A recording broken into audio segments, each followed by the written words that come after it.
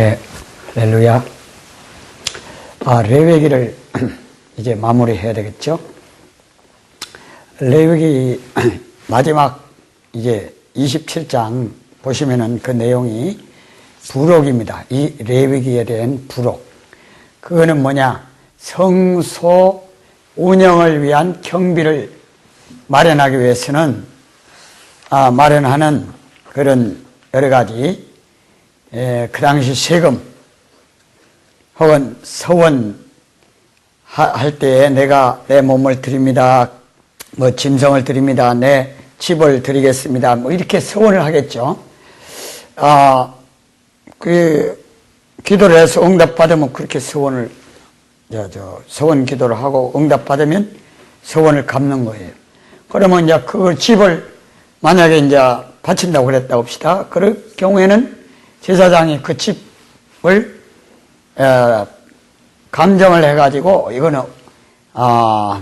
1억짜리다 그렇게 감정을 하는 거예요. 그러면은 그 1억 원을 이게 바치는 거예요. 그 성소에다가 아니면 땅을 바친다 뭐 혹은 짐승을 바친다 그런 거를 감정을 해가지고 성소에다가 이제 드리는 거죠. 그럼 그걸 성소의 경비로 쓰는 것입니다. 그런 내용을 다루고 있습니다.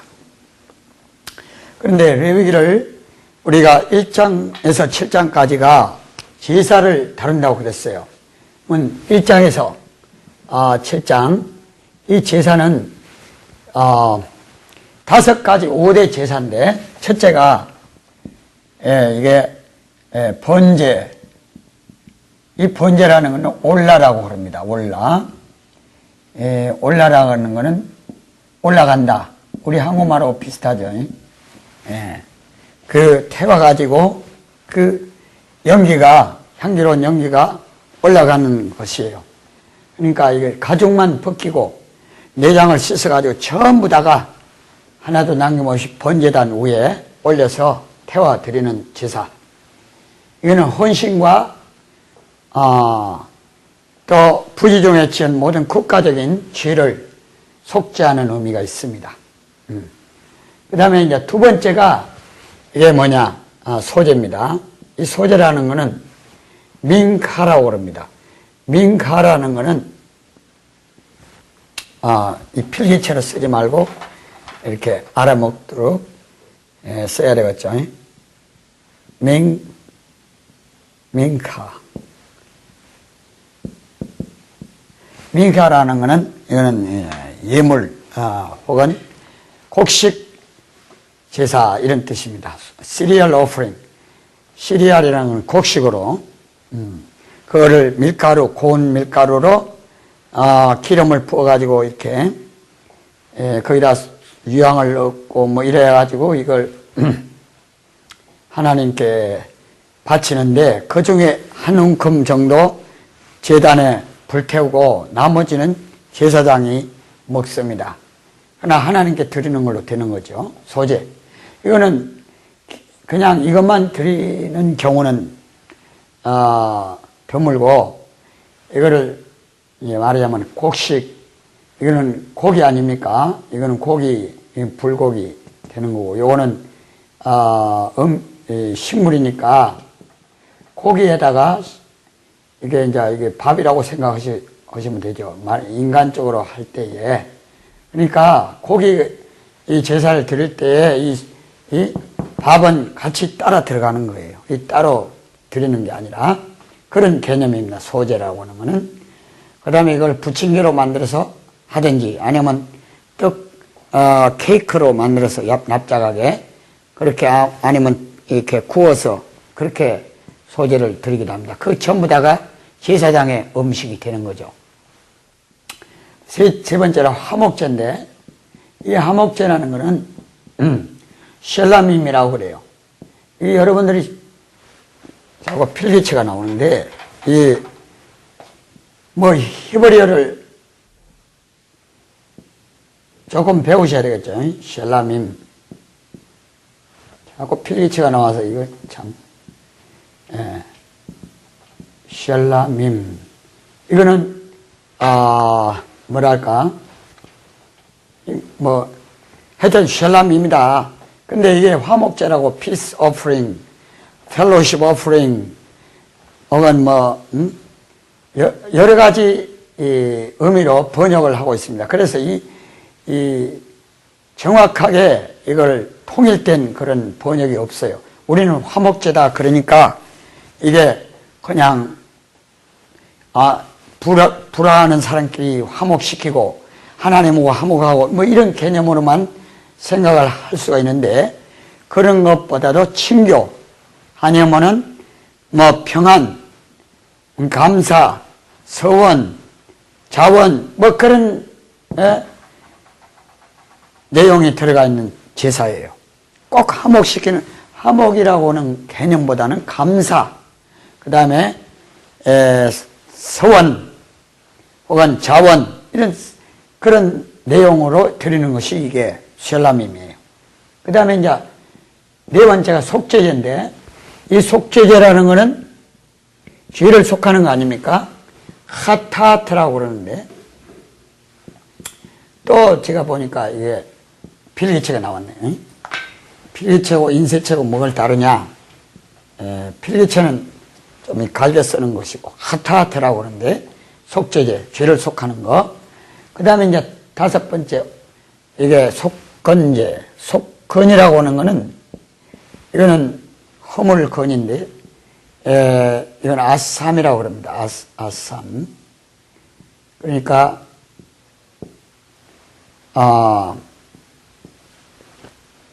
이 속건제와 속죄는 같은 거예요, 사실은. 이 같은 것인데, 이 속죄의 일종이지만은, 요거는 무슨 물건을 깨뜨렸다. 성수의 물건, 이웃집의 물건. 그럴 때는 손해를 끼친 그만큼 배상을 하고, 원래 그 물건을 100%로 하면, 100으로 하면, 거기다가 20%를 더해가지고 배상을 하는 거예요, 배상. 그리고 속죄제를 또 따로 드리는 거예요. 배상을 하고 속죄제 드리고. 그러나 속죄제는 속죄제만 드리고. 이거는 부지 중에 지은 죄. 이거는 자기의 죄라고 해서 고의로 하나님 말씀을 어겼다든지, 부자기의 죄라고 해서 하나님이 하라고 그러는데 하지 않은 거, 그거 다 들어가는 겁니다.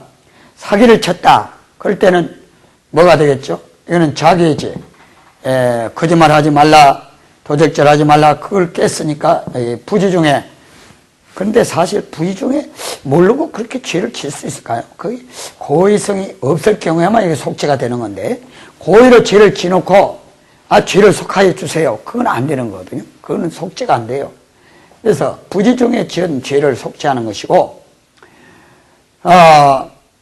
그러면 이 5대 제사가 이렇게 7장까지 있는데, 그 가만히 보면 1장에서 5장까지가 이 백성에게 말씀하시는 거고, 그 다음에 6장에서 7장까지는 제사장들에게 특별히 해당되는 말씀이에요. 제사를 말하면서도.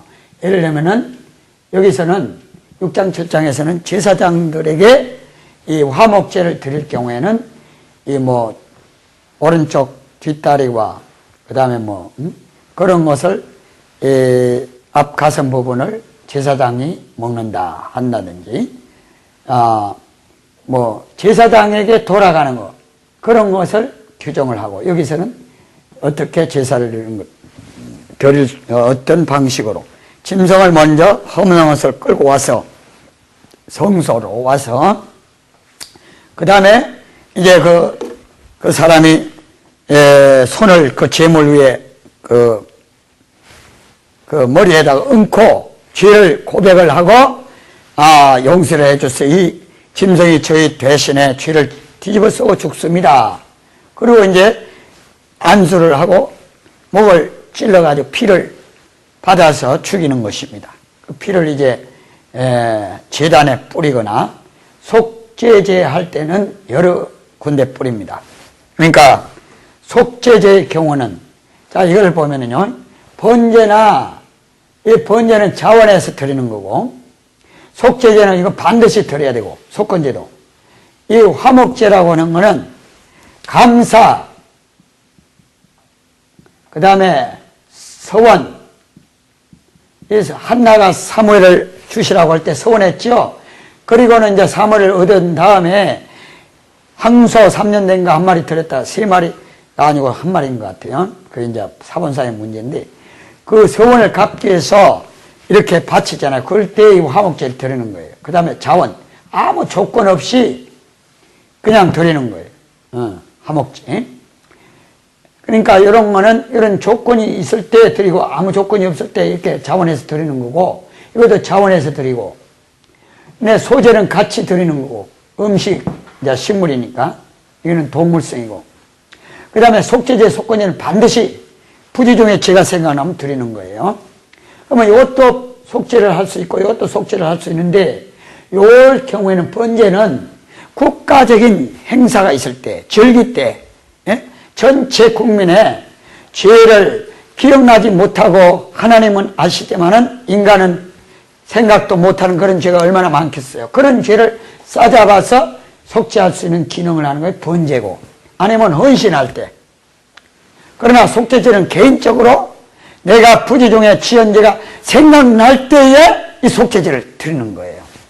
그러면 속죄제는요, 이게 제사장이 드리는 거 하고, 그 다음에 회중이 드리는 거 하고, 이럴 때는 황소를 잡아 바쳐요. 가장 비싼 거.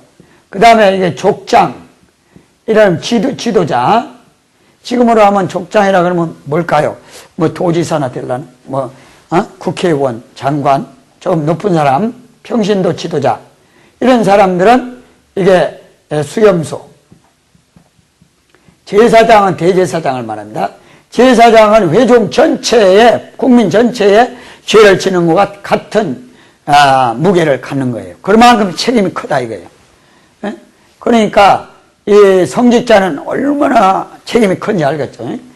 그 다음에 이제 평민, 이 평민 경우에는 이 암양이라든지 수염소 말고 뭐 이렇게 암염소 뭐 이런 걸 드릴 수가 있어요.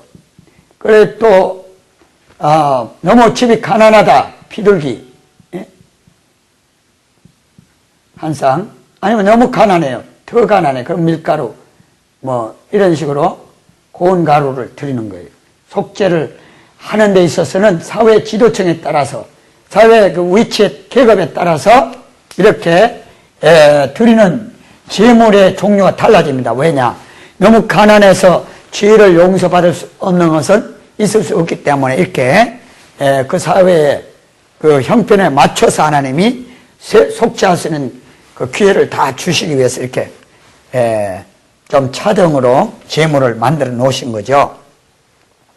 자, 이 정도로 하고 이렇게 해서 제사를 드리는데, 이 제사는 드릴 때 또 이제 전제라고 해가지고 이 음료수를 같이 드릴 수 있습니다. 그러니까 이게 식물이고 이거는 동물이고 그 다음에 이제 또 음료수가 필요하잖아요. 그럴 때 또 그걸 같이 넣는 거예요. 전제를 드리고 또 이렇게 흔들어 가지고 이제 드릴 수도 있어요. 그럴 때는 요제라 그러고, 받들어 가지고 이렇게 드리는 방식에 따라서 이게 이렇게 거제라고 하고. 그러나 이런 5대 제사는 기본입니다. 기본이고, 절기 때 드리고, 매일 번제 드릴 때는 2마리 양을 드리고, 매일 아침 저녁으로 그러니까 드리고, 그 다음에 이제 절기 안식일 날, 그 다음에 이제 안식일 날은요 어떻게 드리냐? 굉장히 이게 좀 절기하고 안식일하고 매일 드리는 상번제라고 그러는데, 이 번제하고 이런 것들이 조금 많이 달라요. 그러니까 예를 들면은 매일 어린 양 2마리, 안식일 날도 어린 양 2마리, 이게 상번제죠. 월삭, 그러니까 매월 음력으로 초하루 날은 어린 양 7마리, 수양 1마리, 황소 2마리, 염소 1마리 이렇게 드리는 거예요. 무교절 날은, 그때는 이제 6월절 그 다음 날부터 7일간 어린 양 7마리, 수양 1마리, 황소 2마리, 염소 1마리, 그 다음에 7.7절 날도 어린 양 7마리, 수양 1마리, 그 다음에 황소 2마리, 염소 한 마리, 뭐 이런 식으로 신년이라고 해서 7월 1일 이 성욕이에요. 로시 하션나라고 그러는데 설날이죠. 그날은 어린 양 7마리, 수양 1마리, 그 다음에 황소 1마리, 염소 1마리, 속죄일 날, 그건 7월 10일이죠.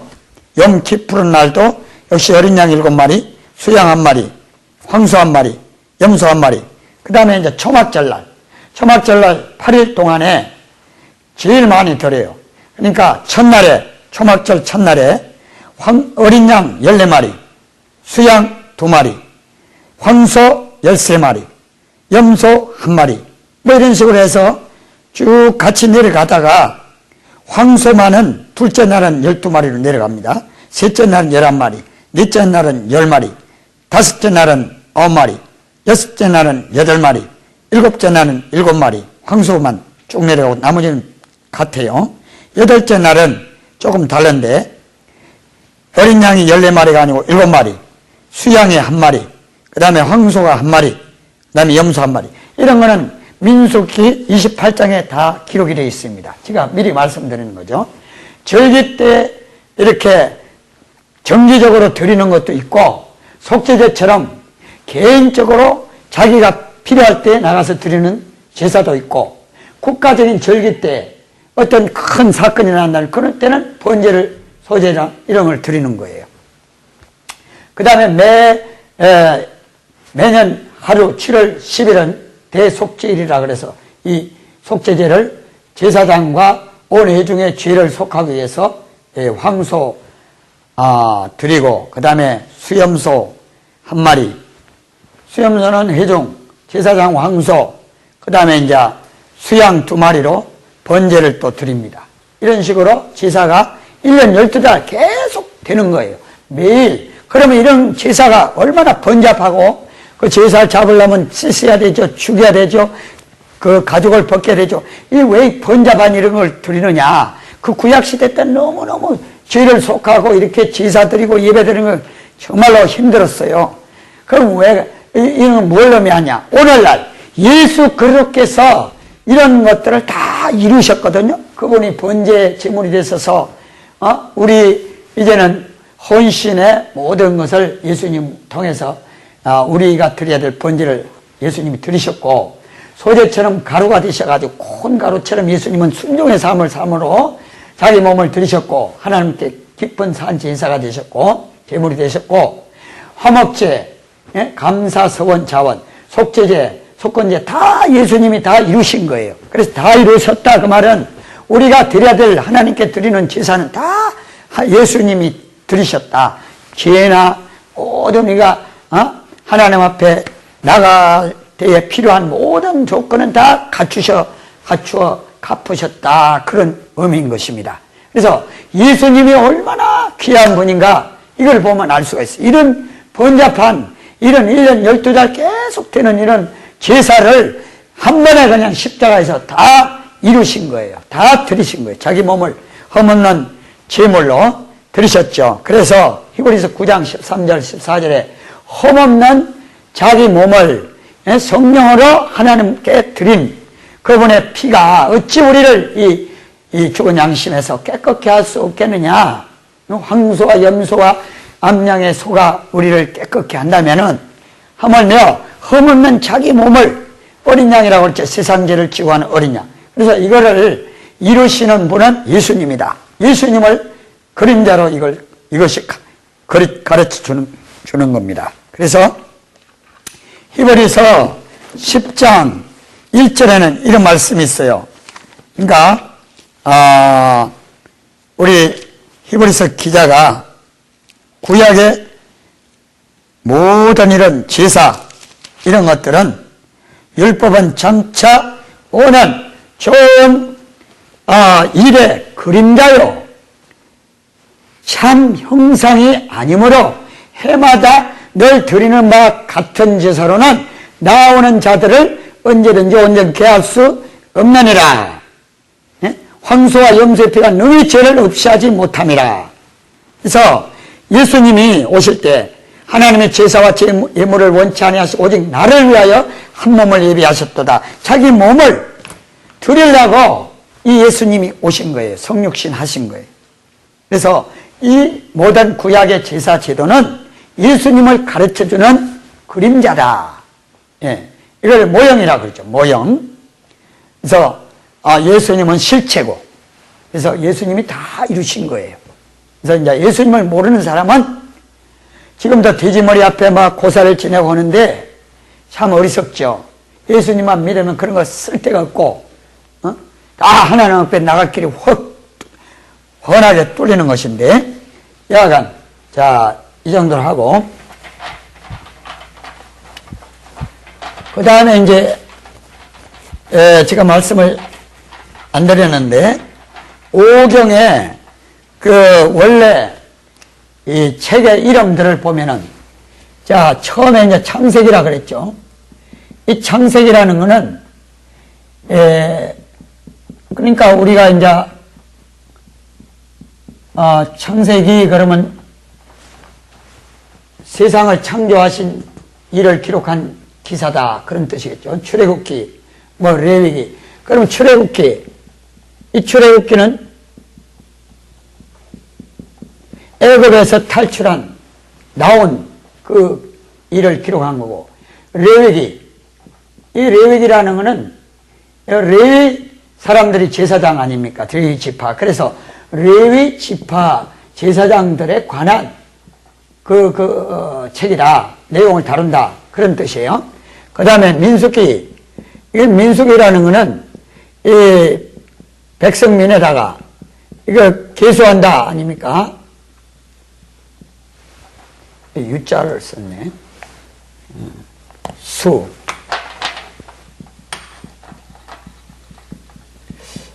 이렇게 쓰나? 민수기.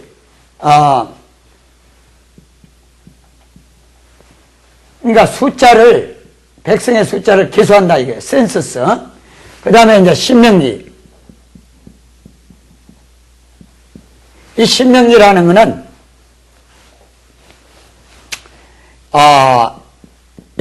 거듭신이거든요. 두 번째. 그 다음에 이제 명령. 두 번째 명령에 관한 책이다 말. 이 두 번째 율법이다. 그런 뜻입니다. 이렇게 이제 한국말로는 이렇게 한문에서 많이 이제 이렇게 근거를 한 것 같은데, 영어를 보면은 이게 제너시스가 됩니다. 제너시스. 이거는 이제 엑스더스. 엑스더스. 그 다음에 이게 리브리쿠스. 그 다음에 이거는 numbers. 이거는 숫자. numbers. 복수로. 그 다음에 이거는 Deuteronomy. D-U-T-R-O. Deuteronomy. 자, 이거는 이제 영어는 어디서 왔냐? 이런 영어는 이게 다 이제 이게 헬라어에서 온 겁니다. 헬라 중에서도 구약 히브리어 성경을 헬라어로 번역한 것을 70인용이라 그런다 그랬죠. 이거를 셉차진트라 그랬어요. 셉추아진트. 그러면 70이라는 뜻이에요. 70인용이 70인이 번역했다. 헬라어로 번역한 성경에 헬라어 책을 이거 게네시스, 그 다음에 이런 것이 다 헬라어에서 나온 거예요. 예. 듀트로노모스. 그러면 이게 이제 이런 경우에는 두테로까지가 이게 두 번째. 그 다음에 그러면 노모스, 그러면 이게 헬라어로 이 법이란 말이에요. 법. 그래, 두 번째 법. 이 넘버스, 이거는, 헬라어에서 이제 헬라 숫자를 번역한 것이 영어 넘버스가 되는 거죠. 숫자에 관한 책. 그 다음에 레비티쿠스는 레위인들의 관한 사항을 다루는 책. 출애굽 X 그러면 나오는 거 아닙니까? 나오는 길. 나온단 말이에요. 엑스더스 그러면 탈출한다. 그 다음에 게네시스 그러면 어떤 기원, 오리진, 그 시작 이런 뜻이거든요. 헬라에서.